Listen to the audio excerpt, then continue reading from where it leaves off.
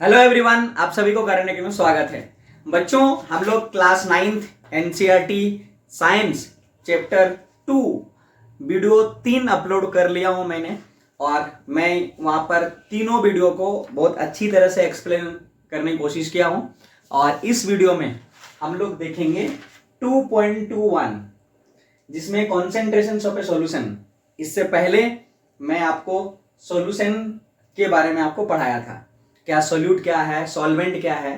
मैं आपको सजेस्ट करना चाहूंगा कि आप यदि नहीं देखे हैं वो वीडियो तो जरूर देखें, तब ये कॉन्सेंट्रेशन ऑफ सॉल्यूशन देखना। और यहाँ से न्यूमेरिकल के भी क्वेश्चंस बनते हैं, वो भी हम लोग देखेंगे। इसके बाद वाले वीडियो में न्यूमेरिकल भी आपको करवाएंगे कि किस तरह से क्वेश्चन बन सकते हैं इससे। चलिए शुरुआत करते हैं। कॉन्सेंट्रेशन ऑफ ए सॉल्यूशन हमारा एनसीईआरटी का 2.2 का 0.1 वाला है। 2.2 में सॉल्यूशन था, डाइल्यूट सॉल्यूशन देखेंगे और कॉन्सेंट्रेशन सॉल्यूशन। उसके बाद हम लोग देखेंगे सैचुरेटेड सॉल्यूशन, अनसैचुरेटेड सॉल्यूशन और सॉल्युबिलिटी।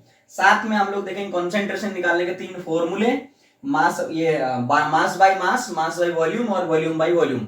बहुत इंपॉर्टेंट है ये टॉपिक, और ये जो टर्म आप देख पा रहे हैं इसका बहुत ज्यादा यूटिलाइज है केमिस्ट्री में।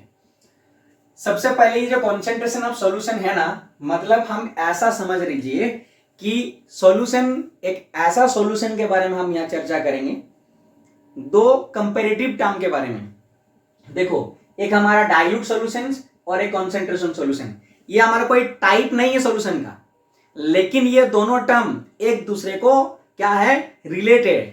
इसीलिए हम इसको कह सकते हैं कि ये कंपैरेटिव टर्म है, डाइल्यूट सॉल्यूशन और कॉन्सेंट्रेशन सॉल्यूशन। देखो कैसे बोला कि डाइल्यूट सॉल्यूशन उसको कहा जाता है अ solution in which small amount of a solute is dissolved in a large amount of a solvent।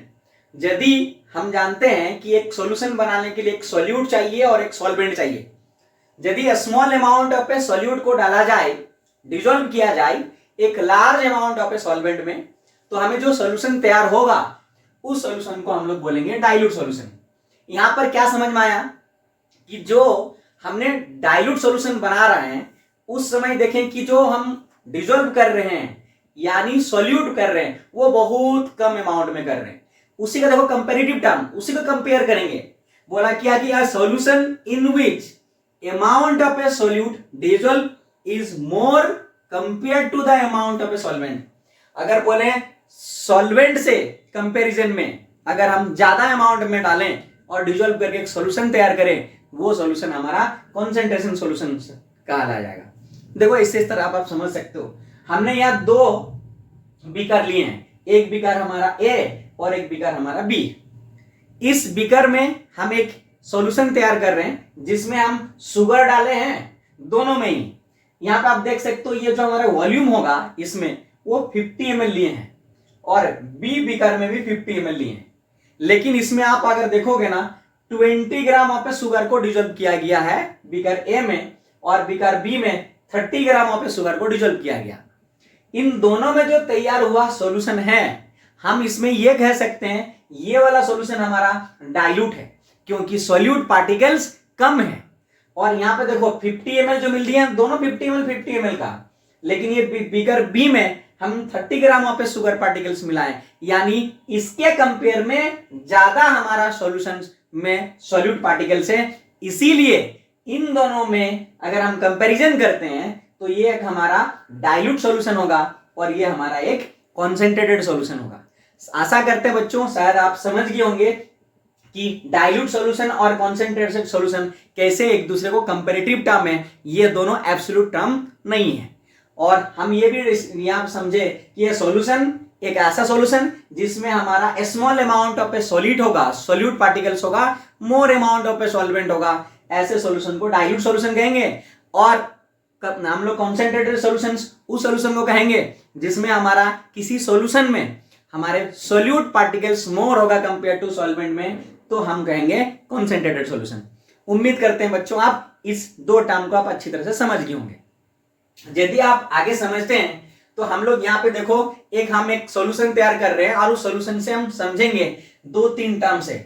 अगर इस सॉल्यूशन को आप समझ गए बनाने वाला तरीका को, तो आप आसानी से बाकी जो टर्म है वो आप सीख जाएंगे। देखो बच्चों, यहाँ पे मैं एक शुगर सॉल्यूशन बना रहा हूं। ये जो हमारा रेड कलर का हमारा पार्टिकल दिखाया गया ये वाटर मॉलिक्यूल्स है, और जो आप ये देख रहे हो ब्लू कलर का हमने जो यहाँ पे शुगर डाल रहे हैं, तो हमारा क्या हो रहा है कि इसमें हम एक चीज कॉमन रखे हैं कि हम 40 डिग्री टेम्परेचर पे, यानी हम टेम्परेचर को फिक्स करके रखे हैं। हम क्या कर रहे हैं कि एक फिक्स अमाउंट पे हम वाटर लेंगे इसके अंदर में। हम कह रहे हैं, मान लेते हैं कि 1 लीटर पे इसमें हम लोगों ने वाटर लिया। इस 1 लीटर वाटर में हम पहले 200 ग्राम पे शुगर को डिजोल्व करा, और जब स्टीयरिंग किए तो वो पूरी तरह से डिजोल्व हो गया। और कितना डिग्री टेम्परेचर पे? 40 डिग्री सेल्सियस पे। ध्यान में रखना 40 डिग्री सेल्सियस पे टेम्परेचर को फिक्स करके रख रहे हैं। अब बच्चों देखो 200 ग्राम के बदले अब हम 250 ग्राम मतलब और 50 ग्राम ऐड कर दिए, तो मेरे पास अभी कुल मिलाकर अगर बोले सोल्यूट पार्टिकल्स जो है वो 250 ग्राम है, वो भी डिजोल्व हो गए।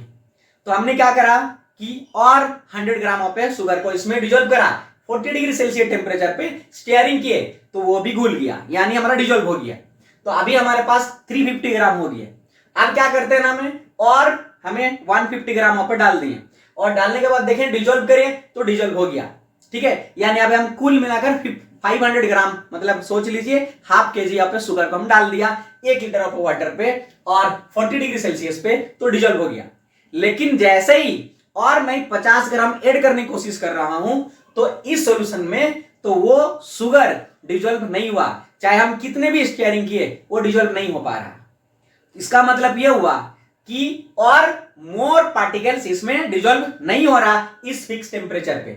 लेकिन बच्चों यदि हम उस टेम्परेचर को इंक्रीज करेंगे ना तो उसका और जो हम 50 ग्राम मिला है वो हमारा क्या हो जाएगा, वो डिजोल्व हो जा रहा। तो यहां से हम ये समझ सकते हैं कि जब हमने 500 ग्राम पे शुगर को डिजोल्व करा एट 40 डिग्री सेल्सियस टेम्परेचर में और हम सॉल्यूट पार्टिकल डिजोल्व नहीं कर पा रहे हैं, तो वो जो तैयार हुआ सॉल्यूशन है वो हम लोग बोलेंगे सैचुरेटेड सॉल्यूशंस। मतलब उस टेम्परेचर पे उस वॉल्यूम ऑफ वाटर पे उतना ही कैपेबल हो रहा। लेकिन जैसे बच्चों हम लोग देखें कि हम जैसे टेम्परेचर को इंक्रीज कर रहे हैं वैसे हमारा सोल्यूबिलिटी इंक्रीज कर जा रहा, यानी हमारा और 50 ग्राम पे शुगर को डिजोल्व कर पा रहे हैं। तो हम यहां से ये कह सकते हैं सैचुरेटेड सॉल्यूशन कब बोला, when no more solute can be dissolve, जब और हम सोल्यूट पार्टिकल को डिजोल्व नहीं कर पाएंगे in a solution at a given temperature, इस टेम्परेचर पे फिक्स टेम्परेचर पे, it is called a saturated solution. ऐसे सॉल्यूशन को हम सैचुरेटेड सॉल्यूशन कहेंगे। उसका जस्ट ऑपोजिट में unsaturated solution, the amount of a solute content in a solution is less than saturated level. हमारा क्या हुआ, सैचुरेटेड लेवल कैसे हुआ, जैसे हमने यहाँ पे 500 ग्राम तक डाले, उसके बाद जब हम कर रहे थे ना शुगर को डाल रहे थे तो नहीं कर पा रहे थे। इसका मतलब इसका सैचुरेटेड लेवल क्या हुआ, इसका सैचुरेटेड लेवल हुआ 500 gram of a solute particles can dissolve in 1 litre at 40 degree Celsius temperature. लेकिन यानी 500 ग्राम से पहले जो हमने सॉल्यूट पार्टिकल यानी शुगर को डिसॉल्व करा वही हमारा क्या होगा, अनसैचुरेटेड सॉल्यूशन होगा। उस समय अगर हम बोलेंगे जो 500 ग्राम ऑफ शुगर डालने से पहले जो बना हुआ हमारा सॉल्यूशन था उस सॉल्यूशन को हम अनसैचुरेटेड सॉल्यूशन कह सकते हैं, क्योंकि क्या कहता है amount of a solute content in a solution is less than saturated level. Saturated level से पहले जो हमारा बना सॉल्यूशन है उस सॉल्यूशन को हम लोग अनसैचुरेटेड सॉल्यूशन कहा जाएगा। बच्चों हम उम्मीद करते हैं आप दोनों सीख गए होंगे अब क्या सैचुरेटेड सॉल्यूशन और अनसैचुरेटेड सॉल्यूशन। अब एक टर्म और आता है इससे रिलेटेड जिसको हम बोलते हैं सोल्युबिलिटी। आइए हम देखते हैं सोल्युबिलिटी को कैसे। The amount of a solute, the amount of a solute present in saturated solution at this temperature is called its solubility. अभी ध्यान समझना, जैसे कि मैंने यहां पे 500 ग्राम का शुगर लिया और ये जो सॉल्यूशन तैयार किया गया, ठीक है, तो सैचुरेटेड सॉल्यूशन बना। वो जो सैचुरेटेड सॉल्यूशन में हमारा जितने amount of a solute particle को डिसॉल्व करने की कैपेबिलिटी रखता है वो सॉल्यूशन, वही उसका सोल्युबिलिटी कहलाया। यानी अगर हम कहें इस sugar solution at 40 degree Celsius पे इसका सोल्युबिलिटी कितना है तो बोलोगे 500 ग्राम ऑफ ए शुगर। बात समझ में आ गया। बोला the amount of a solute, the amount of a solute present in A saturated solution, एक सैचुरेटेड सॉल्यूशन तैयार करने में जितना अमाउंट ऑफ ए सोल्यूट उस गिवन टेम्परेचर पे लगा वही उसका सोल्युबिलिटी कहलाया। जैसे इस एग्जांपल में हमने बोला कि 500 ग्राम ऑफ शुगर को डिसॉल्व कर पाए तो इस सॉल्यूशन का सोल्युबिलिटी 500 ग्राम हुआ शुगर। उम्मीद करते समझ में आया। अब हम अगर बात करें कंसंट्रेशन की फाइनल टर्म में आए तो हमको यहाँ पे ये सीखने को मिलेगा कॉन्सेंट्रेशन ऑफ ए सॉल्यूशन। अगर किसी सॉल्यूशन का कॉन्सेंट्रेशन निकाले यानी कितना amount of a solute particle dissolve हुआ है, तो हम 3 तरह से निकाल सकते हैं। जैसे क्योंकि हम जब सॉल्यूशन बनाएंगे ना, तो हो सकता है कि गैस बाय गैस भी हो सकता है, गैस का सॉल्यूशन हो सकता है। मतलब एक बड़ा अमाउंट ऑफ गैस लिए, दूसरा छोटा अमाउंट ऑफ गैस डालें। अब इससे हमारा क्या हुआ, एक सॉल्यूशन तैयार हुआ, तब पर भी हम निकाल सकते हैं कॉन्सेंट्रेशन ऑफ गैसेस। दूसरा ये हो सकता है कि हमारा सॉलिड पार्टिकल है और हमारा वाटर लिए, तो हमारा मास और वॉल्यूम, वाटर का वॉल्यूम मान ले रहे हैं, मास वॉल्यूम हो सकता है, या फिर हमारा वॉल्यूम भी हो सकता है। इस तरह से हम 3 वाला कर सकते हैं। जैसे मास बाय मास अगर हमको निकालना है तो देखो कॉन्सेंट्रेशन ऑफ ए सॉल्यूशन, किसी सॉल्यूशन का कॉन्सेंट्रेशन क्या है, concentration of A solution is amount of a solute, is amount of a solute present in A given amount of A solution. एक गिवन अमाउंट ऑफ सॉल्यूशन में जितना हमारा present है solute particle, वही उसका कॉन्सेंट्रेशन कहलाएगा। देखो यहाँ पे मास बाय मास, तो हमारे क्या लिखे, mass of a solute divided mass of A solution. मतलब इस सॉल्यूशन में इतना सॉल्यूट है, इनटू 100 कर देंगे तो परसेंटेज में निकल जाएगा। तो हमारा formula mass by mass of a solute divided mass of A solution. यानी जैसे एक एग्जांपल के तौर पर, जैसे हमने यहाँ पे सॉल्यूशन बनाया, ये 1 लीटर और हमने 500 ग्राम, तो हम इसका वजन अगर मान ले, वेट मान ले 150, क्या बोल लेंगे हम, 1 लीटर मतलब हम 1.5 kg मान ले रहे हैं, 1.5 kg, और इसमें हमारा 500 ग्राम क्या है, शुगर है। तो ऊपर में लिखेंगे मास ऑफ ए सॉल्यूट 500 ग्राम और मास ऑफ ए सॉल्यूशन, पूरे सॉल्यूशन का मास कितना हुआ, तो बोले 150 ग्राम, सॉरी 1 kg 500 ग्राम, ये नीचे लिखेंगे और इंटू 100 कर देंगे तो हमारा मास निकल जाएगा, उस सॉल्यूट पार्टिकल का कॉन्सेंट्रेशन कहलाएगा। उसी प्रकार मास बाय वॉल्यूम, मतलब अगर बोलेंगे मास ऑफ ए सॉल्यूट और mass by solution, sorry volume of A solution, जैसे बोले कि यहाँ पे 1 लीटर का बनाया तो 1 लीटर नीचे लिखेंगे, उसका मास कितना है वो मास ऊपर में लिखेंगे और इनटू मल्टीप्लाई कर देंगे, तो हमारा mass of a solute divided mass of A solution होगा। ये मास बाय मास वॉल्यूम हुआ। उसी प्रकार वॉल्यूम बाय वॉल्यूम, तो mass of a solute, sorry volume of a solute divided volume of A solution, तो वॉल्यूम ऑफ ए सॉल्यूट, यहाँ पे जो भी सॉल्यूट पार्टिकल करेंगे हम लोग, पार्टिकल रहे या लिक्विड डालें, जैसे हम लिक्विड का बनाए, तो हमने जैसे मान लो कॉन्सेंट्रेटेड HCl बना, पानी डालें और HCl डालें, तो हमारा हो सकता है कि वॉल्यूम का, तब यहाँ हम निकालेंगे जो भी हमने कंसंट्रेशन कम अमाउंट में, वही हमारा सॉल्यूट है, वो लिखेंगे volume of a solute divided जो ज्यादा अमाउंट में, वो हमारा वॉल्यूम ऑफ ए सॉल्यूशन होगा, और इनटू 100 कर देंगे तो हमारा वॉल्यूम बाय वॉल्यूम निकल जाएगा, ये परसेंटेज। उम्मीद करते हैं ये भी आपको समझ में आया होगा, और इस तरह से हमारा कॉन्सेंट्रेशन ऑफ ए सॉल्यूशन खत्म होती है। अगला वीडियो में हम अगला टॉपिक एनसीईआरटी के 2.2 के बाद वाला जो है उसको देखेंगे, ठीक है, और इससे रिलेटेड जो न्यूमेरिकल है उस न्यूमेरिकल को भी देखेंगे।